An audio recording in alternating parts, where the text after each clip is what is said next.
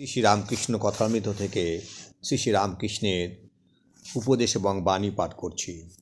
সংসারী লোক যদি হরিনাম করে তাহলে বাহাদুরি আছে। দেখো, জনক রাজা খুব বাহাদুর। সে দুখানি তরবার ঘুরাতো, একখানা জ্ঞান ও একখানা কর্ম। এদিকে পূর্ণ ব্রহ্মজ্ঞান, আরেকদিকে সংসারের কর্ম করছে। নষ্ট মেয়ে সংসারের সব কাজ খুঁটিয়ে করে, কিন্তু সর্বদাই উপপতিকে চিন্তা করে। সাধু সঙ্গ সর্বদা দরকার। সাধু ঈশ্বরের সঙ্গে আলাপ করে দেন। অনুরাগের ঐশ্বর্য কী কী? বিবেক, বৈরাগ্য, জীবে দয়া, সাধু সেবা, সাধু সঙ্গ, ঈশ্বরের নাম ও গুণকীর্তন, সত্য কথা।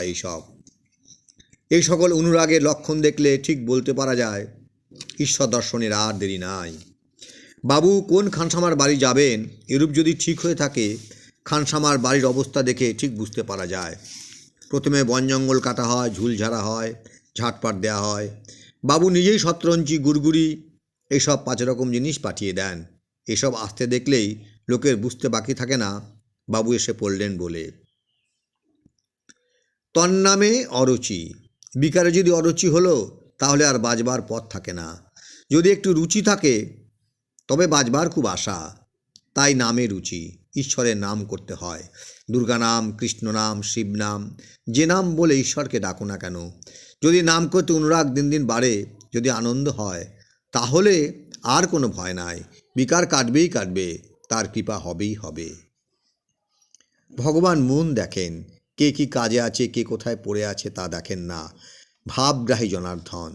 কর্তাভাজারা মন্ত্র দিবার সময় বলে, এখন মন তোর, অর্থাৎ এখন সব তোর মনের উপর নির্ভর করছে। তারা বলে, যার ঠিক মন, তার ঠিক করণ, তার ঠিক লাভ। মনের গুণে হনুমান সমুদ্র পার হয়ে গেল। আমি রামের দাস, আমি রাম নাম করছি, আমি কিনা পারি, এই বিশ্বাস।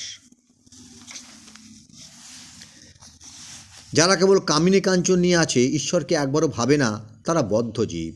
তাদের নিয়ে কি মহৎ কাজ হবে?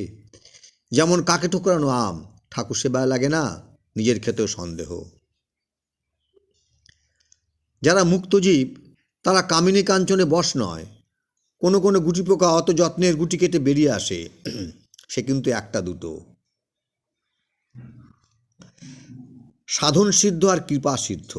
কেউ কেউ অনেক কষ্টের ক্ষেত্রে জলে ছেঁচে আনতে পারলে ফসল হয়।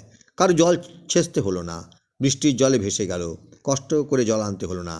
এই মার হাত থেকে এড়াতে গেলে কষ্ট করে সাধন করতে হয়। কৃপা সিদ্ধের কষ্ট করতে হয় না, সে কিন্তু 2-1 জনা।